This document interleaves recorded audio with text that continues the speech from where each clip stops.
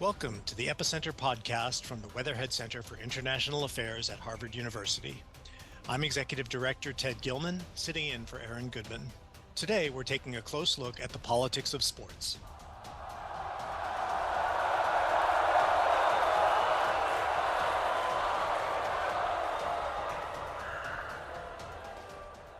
International sports bring joy to millions of fans in countries all over the world.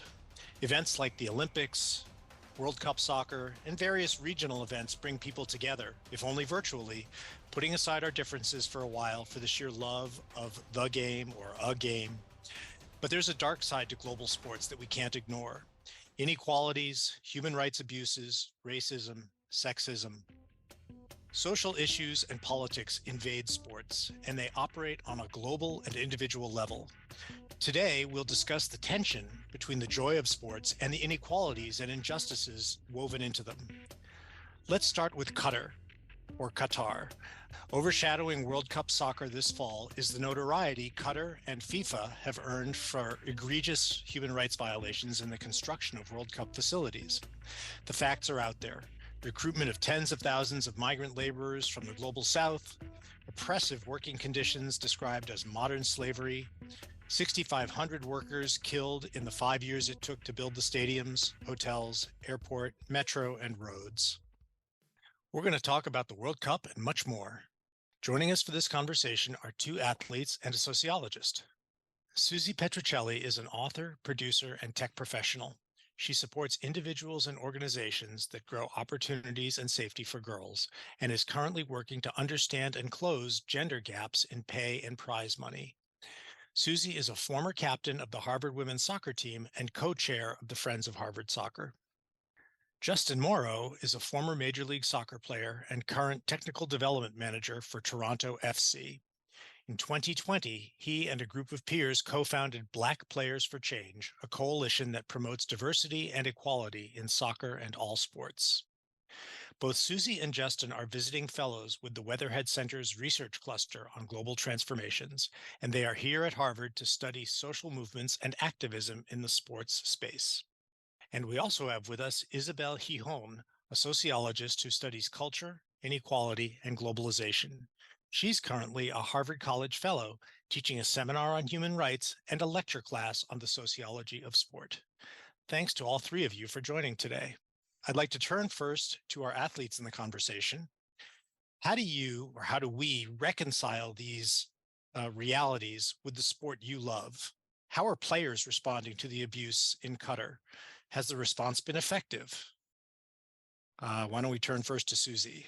Hi, Ted. Thank Hi. you guys so much for having me. This is so exciting. And actually, I'm sure maybe exciting is not the right word for this conversation, but I'm excited to be here.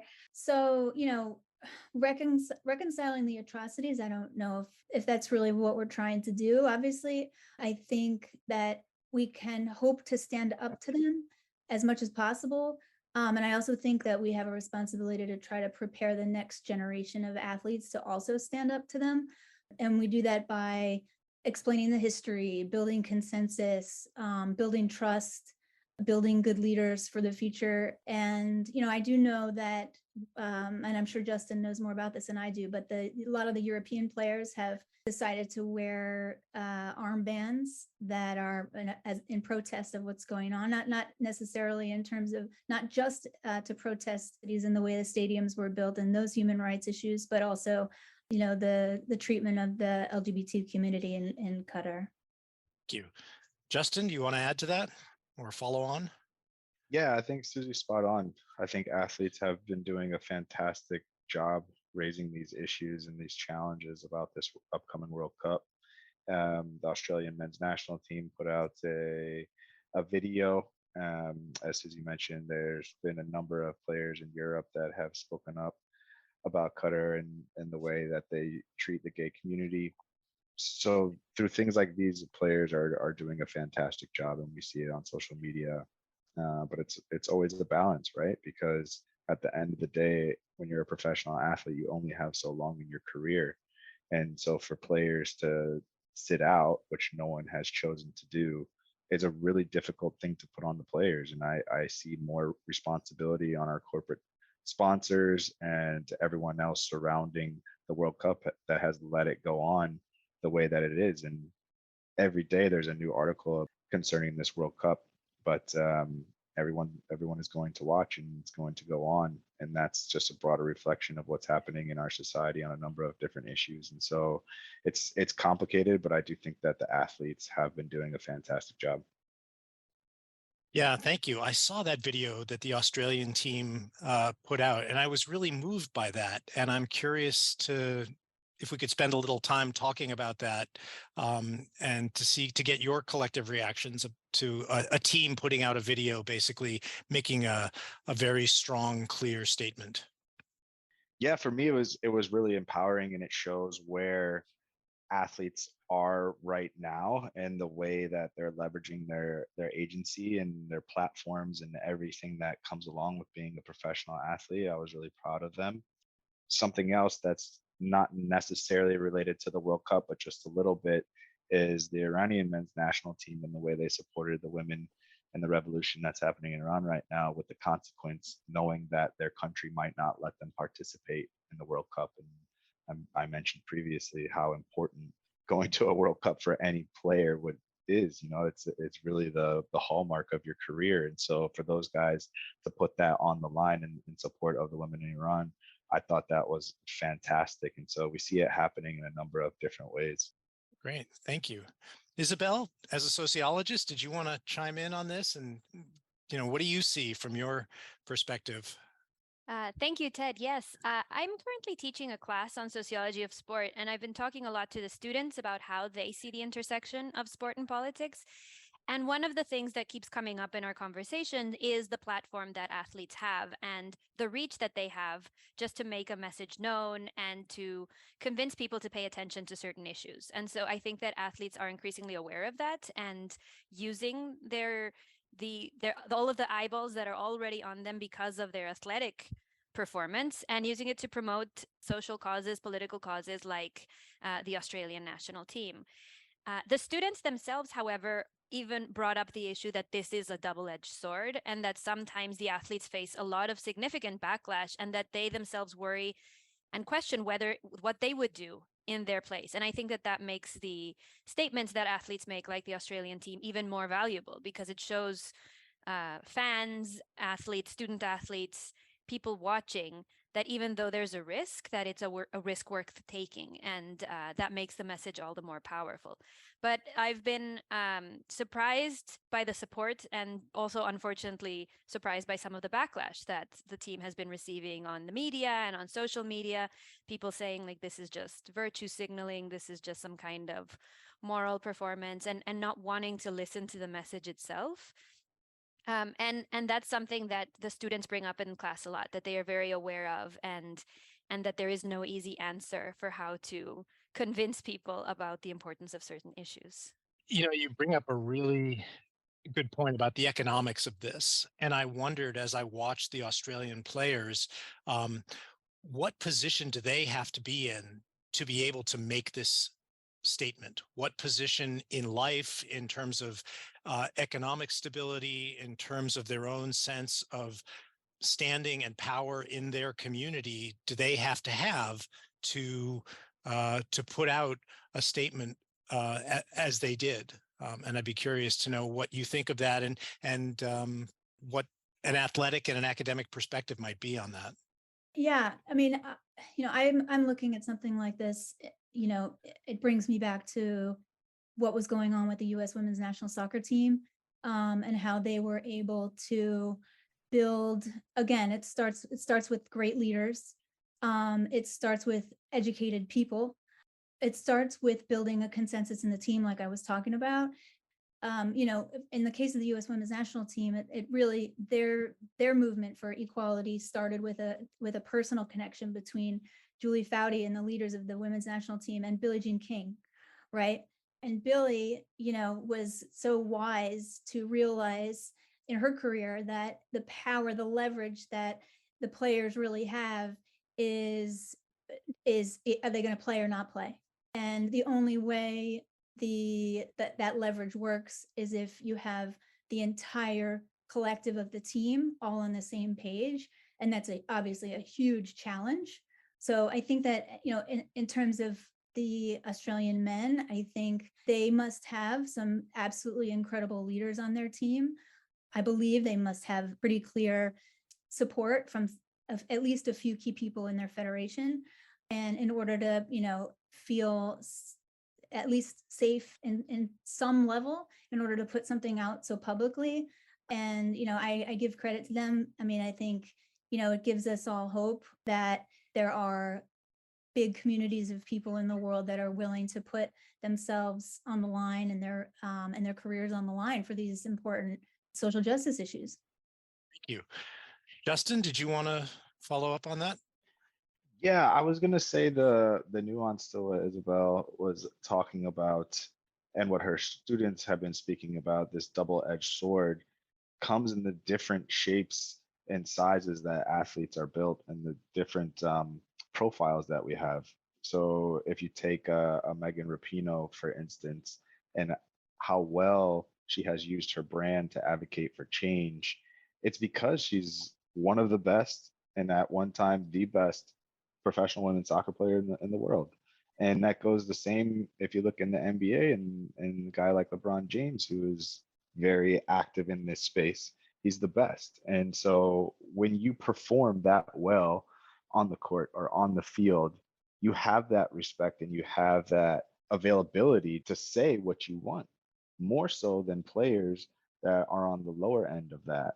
And so I think that's where the conversation really gets interesting because it's who can say what and why are they allowed to say those things.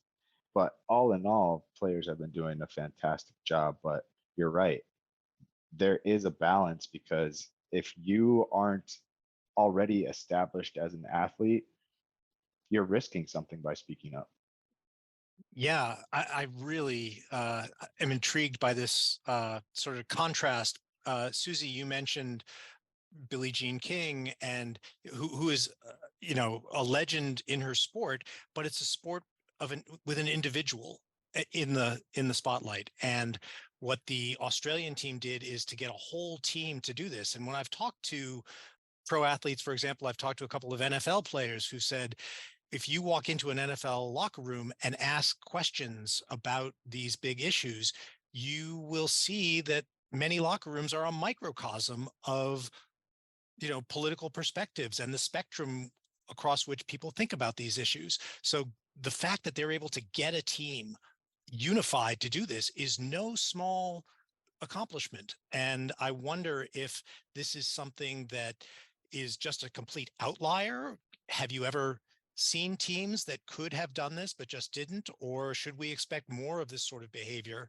What do you think? It's a great question. From my personal experience, I've had the opportunity to work with players across leagues, across teams and sports on common issues. And so I've seen it happen before, and you are expressing it the right way. It is very powerful and unique. But you're also right in that every locker room could be divided. And in our sport, which is so international, you see such a wide range of representation from all over the globe and different political views and cultural views and opinions. And so it is really special what they were able to do and really powerful because they did it together. That, along with the conversation that we were just having about the balance that professional athletes need to toe the line in terms of speaking up because of repercussions, I think that's protected when you speak up in groups. Great point.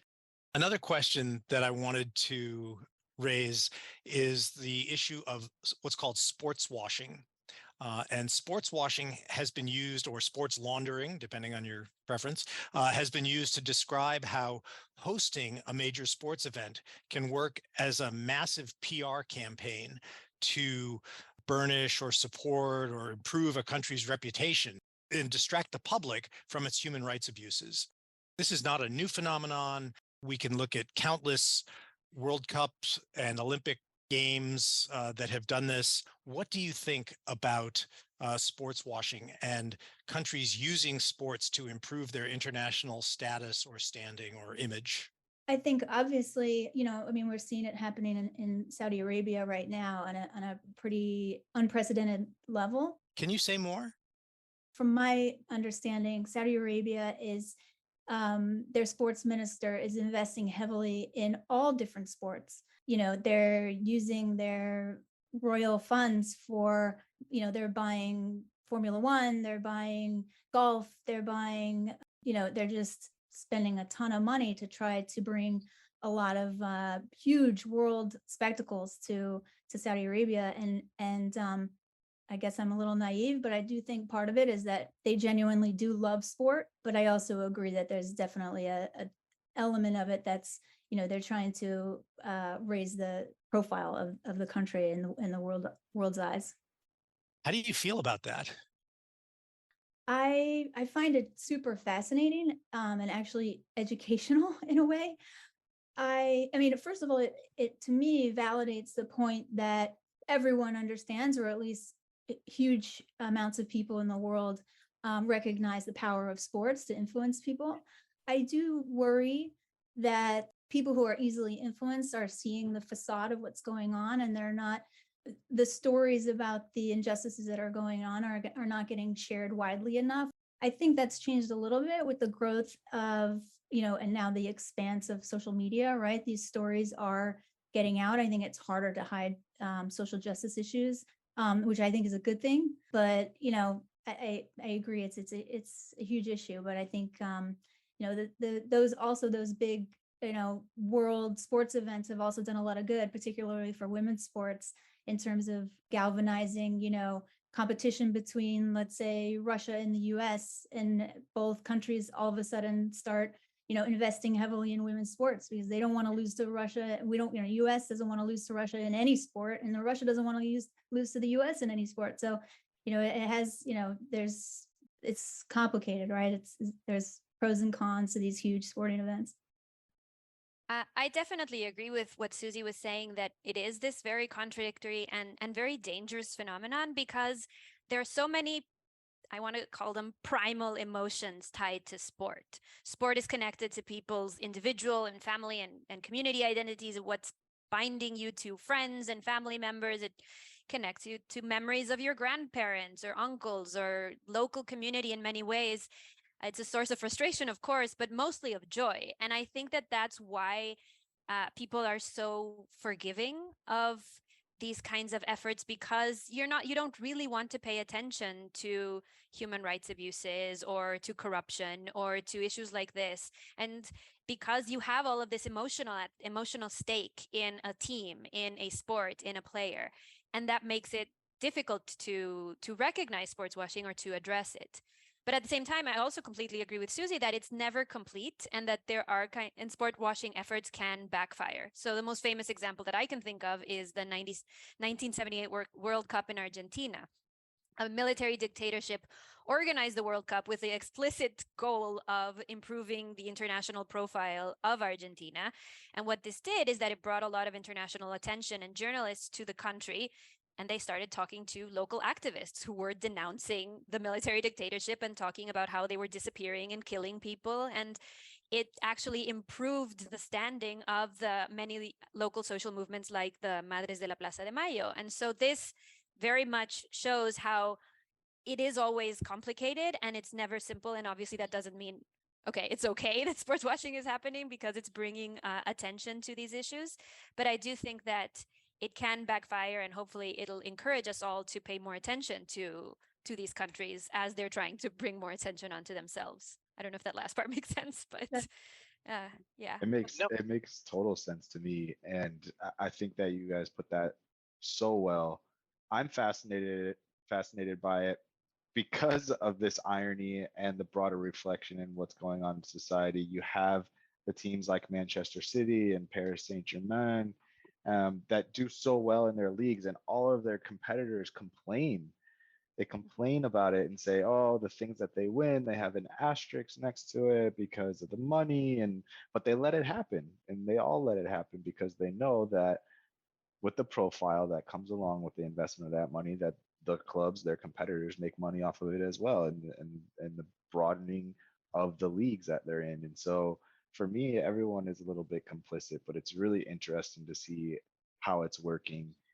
But also, Susie mentioned something that was really important. It's an opportunity to learn and have conversations about it. And I'll speak specifically from where I'm standing at in North America. I'm in Toronto, I'm in Canada, but my main work is in North America. And it gives people over here an opportunity to learn about these oil backed states and what they're doing good, what they're doing bad, learn about the history, and it just takes them out of what and geographically where they're at this time and place. So for me, it's really fascinating. That's really helpful. Collective perspective, and I think it's fascinating to see the sort of the causal arrow between international image and sports can go either way. Sports can cause countries to look better or worse, and the countries do take a certain amount of risk when they agree to host one of these big major events, and they just are going to put it out there, and they may not know what the final assessment or evaluation of their performance is going to be.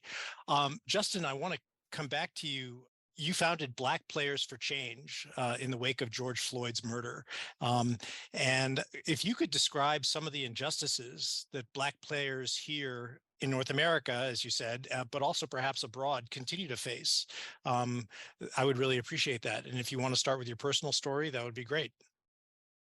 Yeah, for me, growing up in North America playing this sport, at the time, it wasn't a sport that was played by many Black people or people of color for that matter. And that's since changed. It's grown a bit, but there's still this overall sense and environment that is not conducive to Black people. And we feel that in a lot of ways. Everyone has stories about it. For me, it came through a lot of microaggressions and even in the form of death threats when I was in high school and starting to succeed as a student athlete and being in the public, being in city newspapers. So experiencing that made me feel that I wanted to use my platform if I ever did make it to be a professional athlete for good. I tried to do that the best I could while I was playing.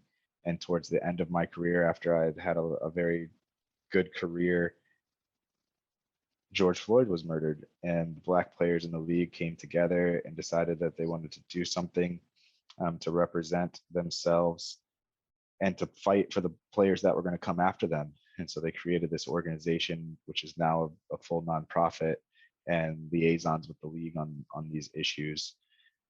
But it was just an incredible time for me and something that has changed my life forever because, as you mentioned, Ted, doing this along with other players. And we all know that professional sports is about competing. You show up, practice, you fight day in, day out to get better. And on game days, it's about beating your opponent. But to work together off the field in one common direction has been really special. We're doing our best and working with the league to make a better environment for Black players and Black coaches and Black executives. And that's something that continues to this day. Could you say a little bit more about some of the accomplishments that Black Players for Change has managed so far, and perhaps also talk about what directions you hope to go in moving forward? Yeah, a lot of the fallout that we've seen from 2020 is like these whole departments focused around diversity, equity, and inclusion. And that's no different in Major League Yeah. Soccer. Shortly after we organized, we really pushed the league to hire a head of diversity, equity, inclusion, which they did early in 2021. From that, we've just seen this incredible growth in relationship between the players and the league, the ability to talk about these issues and to work on them behind the scenes. We also have a committee where we work with team governors, executives, current players, former players, and we work on these issues and form strategies around it. So that has been a really great start. We've also implemented some hiring practices, which have only been in place about a year now. So we're starting to see the fruits of that. Can you say more about the hiring practices you were able to change? Yeah, sure. So We implemented our version of the Rooney Rule in Major League Soccer. It's called the diversity hiring policy. That went into effect for the first time this February of this calendar year. And so throughout the sporting landscape in Major League Soccer, doesn't matter which level, if there's a position open, so we're talking head coach, assistant coach, academy coaches, trainers, video analysis, anything that has to do with the sporting side, in the final interview pool, there has to be two minority candidates, and one of those minority candidates has to be Black. And so with that, we've seen Wow. an increase of interviews. Um, we saw a Black coach get hired this year. Right now, we are sitting at 3 Black coaches in the league, and so that's a, believe it or not, an uptick. And so it's something that we're continuing to work on. And MLS as a whole is expanding. They've created a whole nother league underneath the first team level, which would be MLS Next Pro. They went through their first professional year this year, which means more opportunities for coaches and more opportunities for minority coaches. So on the hiring side, that's what's happened. And then in this next calendar year, that's going to filter over to the business side as well. So something new for the league, and definitely a work in progress and something that we're proud of. That's terrific. Wow. But there's a lot more to come, and the most important thing is that we have this seat and this ability to do so. And I think it highlights the ways that players are able to act behind the scenes, because even in our conversation today, up until now, we've been talking about the public leverage that players have, but professional players have power behind the scenes too, and this ability to walk into rooms that a lot of people can't walk into and get meetings with people. And Black Players for Change has just been a wonderful example of that, because we've taken meetings with all different types of corporate sponsors and people that have been on our side, all these allies, and now we're in the room with team governors who ultimately hold the most power, not only in our sports but in their own industries, because they're all business titans. So being able to pull and push these different buttons has been really exciting, and something that I think is going to help change the landscape of the sport for decades to come. Thanks. It's really interesting to hear you say that, and the story you offer is the narrative you offer is an example of individuals, sharing a belief and then going out and making change and trying to do something about it. And I think that that's a really powerful example that, we just don't have enough of right now. And I would like to work and pursue that thread a little bit in this conversation. Susie, you've had, to some degree, a similar experience with your journey and some of the hard facts and discrepancies in pay and treatment of women and men in sports. And perhaps you would like to share a little bit of your own experience. Yeah, I would love to. Just quickly first, I wanted to follow up on what Justin was saying and say, I think one of the things he's talking about and what we see in women's sports too is we need a seat at the table, right? We need representation at all levels of leadership in these leagues and the federations, and I think that's what Justin has so brilliantly done is, he's created this organization, this collective that now has a seat at the table. And I think it's just absolutely amazing what his work is doing. But so my story feels a little bit like Justin's, where I grew up in a sports family and I just assumed, this is when I was, 3, 4, 5 years old. I just assumed that women there, I didn't understand that there was women's sports and men's sports. I thought sports was sports, right? And I didn't understand that the timeline of women's sports was so drastically different than the timeline of men's sports. I wanted to be like my brother. I wanted to be like my dad and my grandfather, who all played football and baseball.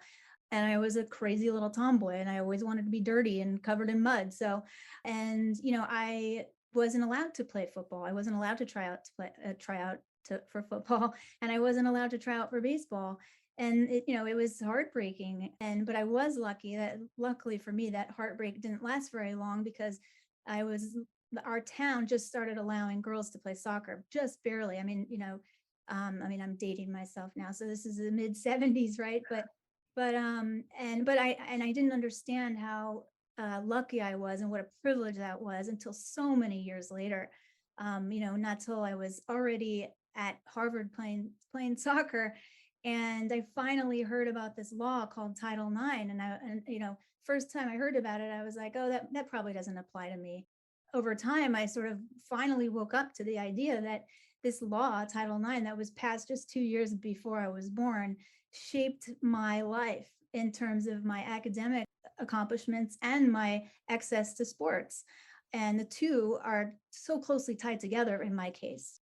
When my work started was when I started to realize that this law that was very embattled, right? I mean, and it's still over the years has been overturned and reaffirmed. It's been very hard to enforce. And 50 years later now, we're still not at total compliance and total equality in terms of Title IX. And so for me, it was, learning that there was this law that gave me these opportunities that the previous generation, people, just 10 years older than me, didn't have. And then, so what about girls outside the United States? Do they have a law? I remember the moment thinking in my head, like this panic almost. So we had this law that's very fragile, right? That protects our access to education and sports. So what about girls out? I get chills actually just thinking about it. Like, what about girls outside the United States? Tell me they have a law like Title IX that protects their access. And, I get emotional just thinking about it. They don't. So, it just came from a very emotional place for me. And it really came down to the fact that I knew the joy, right, that sports brought me. And, obviously then it's about, physical health and physical strength and confidence and, camaraderie and learning to be a teammate and all these amazing things that we get from sports. But to me, it was just really fundamentally about every girl needs the opportunity to feel that joy. And so that's where it came from for me. I was fighting for girls everywhere to be able to experience that same joy that I was so privileged to have my whole life. So that's really where my work started. And, I've been lucky to start meeting a ton of amazing people who are working at the same thing from all these different angles, and all these creative ways. And it's just been the most amazing, last 15 years, meeting all these people and, all of us starting to build a real, community around, growing access for girls around the world. And now obviously, the working towards it, first working towards equity, right? And then at least here in the United States, in a lot of places now we've reached a place of equity in a lot of ways. So now the push moves on, right, to full equality. And then, now for me, now particularly in my case, since I was on the heels of the US women's national team players, they've now won equal pay, right? Which is so amazing and so fantastic and was so hard. And so now for me, the next step, and the reason why I'm, participating in the fellowship is to try to evaluate and figure out some plans and some ways to present to FIFA to try to at least, stop the growth of the gender prize money gap in the two World Cups. That's now at like $400 million and growing. So the goal is to, have them commit to at least stopping the growth of the gap. And then the next step would be presenting them with a feasible plan or two that they can choose from that, would then sort of, close the gap within a certain manageable number of years. Fascinating. Just a quick follow-up. Have you found the same degree of access that Justin mentioned regarding the issue of women in sports and equity of treatment? Have you been able to get the meetings that you seek and have people convene around the issues that matter to you in this way? To a certain level, yes. The women's soccer sports world is very tight and very passionate. And we do all work together across sports, not just in soccer. I think, now the turn of events that happened with Carlos Cordero, the former president of US Soccer, being forced to step down, and Cindy Parlow-Cone, who, was on the 99 World Cup winning team, her getting elevated from vice president to president of US Soccer was an enormous step forward for us. And so, now it's been easier to have those conversations in a real way.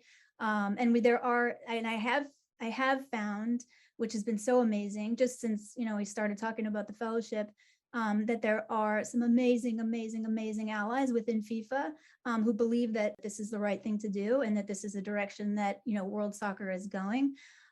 So yeah, I feel like we're on the cusp of getting at the FIFA level, and I am hopeful, they're going to be open to talking about it.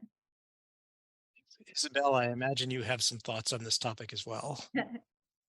Yeah, as I was saying, I really enjoy hearing both Susie and Justin's stories because it harkens to one thing that came up again a lot in my class, which I'm still referencing, which is that the students always talk about what makes an effective advocate for an issue, especially what makes certain athletes more effective advocating for issues than others.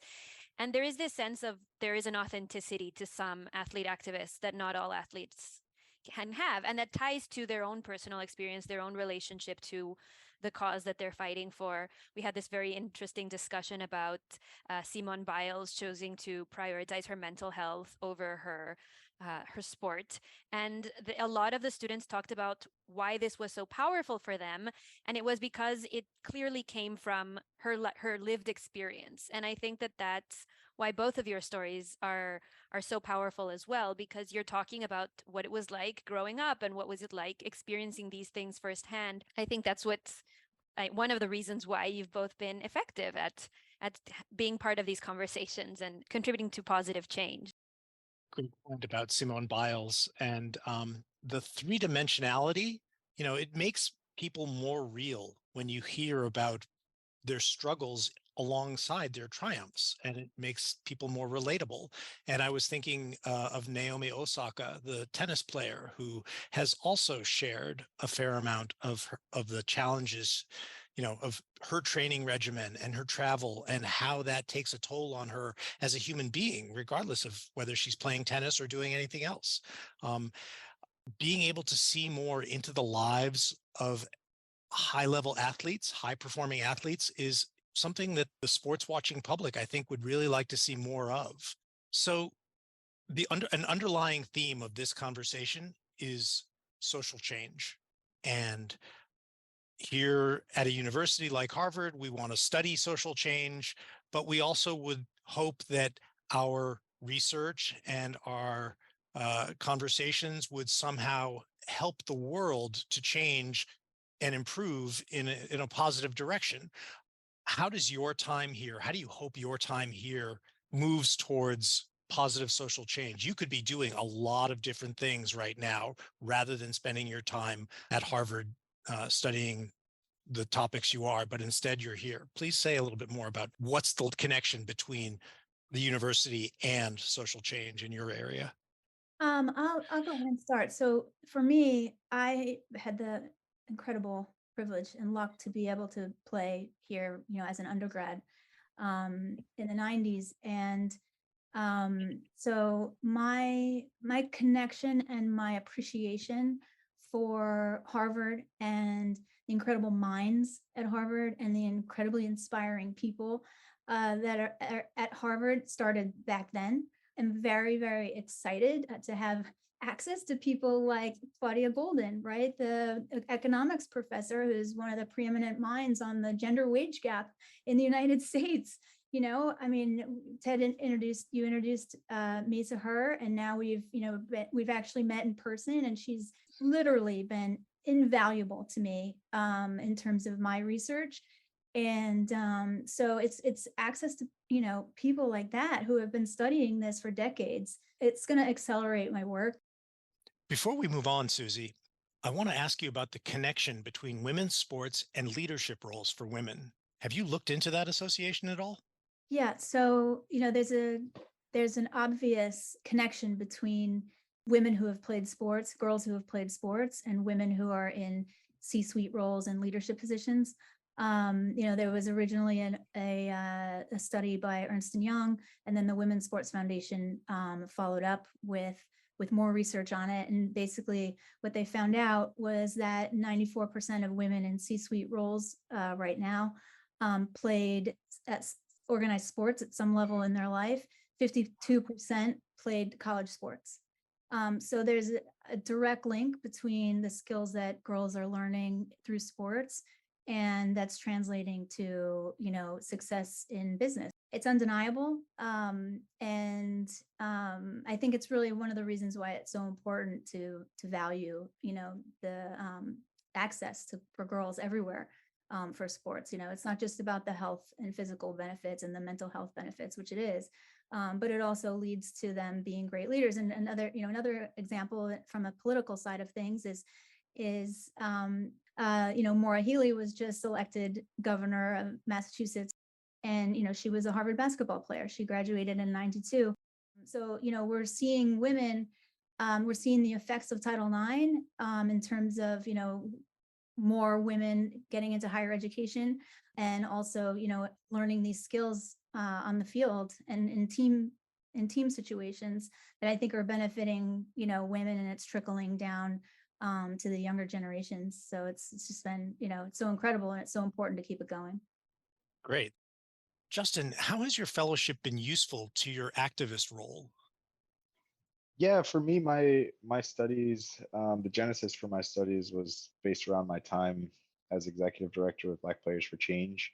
We were just being connected with so many people across the sporting landscape at this, unbelievable pace. It was every day I was talking to somebody new, every week learning about a new organization that was doing incredible work and linking with professional players in all different sports. I really started to feel confused. I was like, okay, we are all doing so much work. Like, there's so much happening in this space. I really want to know how we're measuring it and what is working and what's not working. So that was the genesis for my studies and what my research is based around, while at the same time knowing that I myself need to be more educated. I was a finance major undergrad. Um, and even though I was living my life as a leader in this issue and in this conversation, I had this business background. So I said, okay, I want to learn more about the history of athlete activism for sure, but also about the successes and failures of other social movements. And so a lot of my classes that I've been taking and the professors that I've been linking up with have had to do with past social movements. Studied the civil rights movement, studied the farm labor union in the movement out in California, and just understanding the strategies that they used, the tactics, how they came to decisions, when they decided to pivot, adapt, all of these different things will make me a better leader and take that back into what we're doing today so that we can operationalize some of these things. Ted, you started off with social change. Social change can look like a lot of different things, but we need to see the wins, and how do you get those wins comes through strategy. It's not just a feel good all the time. And I think a lot of what we do out there, a lot of programs, certainly a lot of statements, it's all to feel good. Well, we need to know that things are working and things are actually changing in the meantime. Great, thank you. And I would flip this around and say, from an academic perspective, we learn as much from the failed experiments and from the failed cases. So looking at less successful efforts to change the world also can be helpful as we look for new ways to make the world a better place. So thank you for weighing in on a very social sciencey tone. Isabel, I would love to hear from you about social change and social movements and what you're seeing in the world of sports. Yeah, I think that what we've been talking a lot about here is how do we help athletes and people involved in the world of sport to kind of translate those achievements from that sphere into social achievements, into social change. And I think that a lot of it has to do with what Justin was saying and what Susie was saying, like understanding these situations first. So understanding where people are coming from, what are their interests, what does achievement and success look like for different communities. And I think that looking at, as you were saying before, failed or successful cases allow us to think about what do we even define as success in these cases. So I think that what's been really inspiring of what the women's soccer team has been doing, for instance, is that for them, they have a very clear goal and they achieved it, which was pay equity. Like, it was the sense of how is it that we are going to achieve these goals and work together to create a movement and not just a message and not just an idea that doesn't necessarily have a real world impact. And I think that there are many different ways of approaching that question, and there are no easy answers. But what is exciting is how many people are talking about this, and how the idea that we should keep like politics out of sport is an increasingly ludicrous idea that people recognize is just not how sports works, and not even how it should work, that we should be thinking about these issues in the context of sport. I think this is a really intriguing commonality between the three of you. Isabel, you're teaching this class of college students, and Susie and Justin, you both have experience as students, of course, but also as high-performing athletes.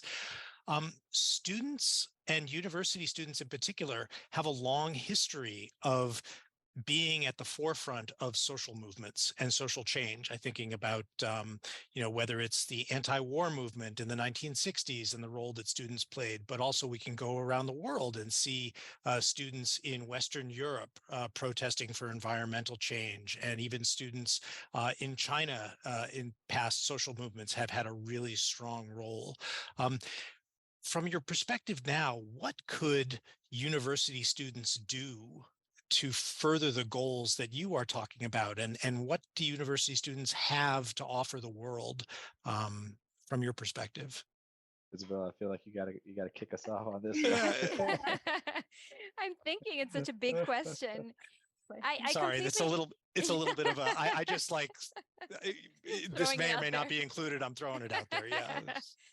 No, I think you're absolutely right that there is something about students. The beauty of a university is that it is a space where we can take the time to actually question what we normally take for granted, and give ourselves that space to think about what the world is actually like and how we would like the world to be. And so I think that that's why it's no coincidence that students are at the forefront of so many social movements, because students are in this turning point in their personal lives, but also in this kind of creative hub by living with other students who come from different backgrounds, who are interested in different things. Yeah, I was gonna echo those sentiments in the form of the conversation that we had earlier, that not all students are created equal, right? Like we come from different backgrounds, and then there's the difference between an undergrad student and a grad student, and the different pathways that we have there, and the lived life experience. I think the thing about the undergrads is there's just this freshness. So everything to them is theories, and they feel really strongly about it. But if we take if we put it in political terms, and let's just say liberal versus conservative, well, if you've never had to work in a team with someone from opposite views of you, guess what? Just pounding them with your theories and your beliefs is not going to work, so it's amazing the energy that they bring to it. And they're just starting in so many ways, right? They're just starting to live that life that we're talking about, and live the conversations that we're having in the classroom. And I think that's really the special part about it. One of the things that I hope for, and I'm really grateful to meet all of you and to have the opportunity to talk about the way sports and society are, inextricably linked and affect each other.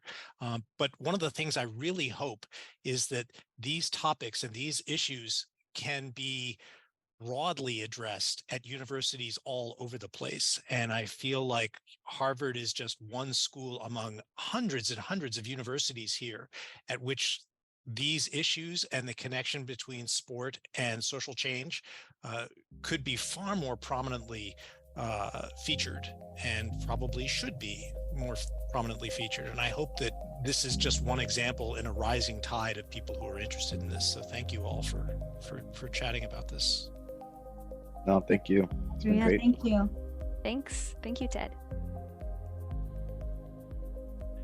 That wraps up our discussion today. You can read more about our scholars' work on the Epicenter website. Many thanks to our listeners.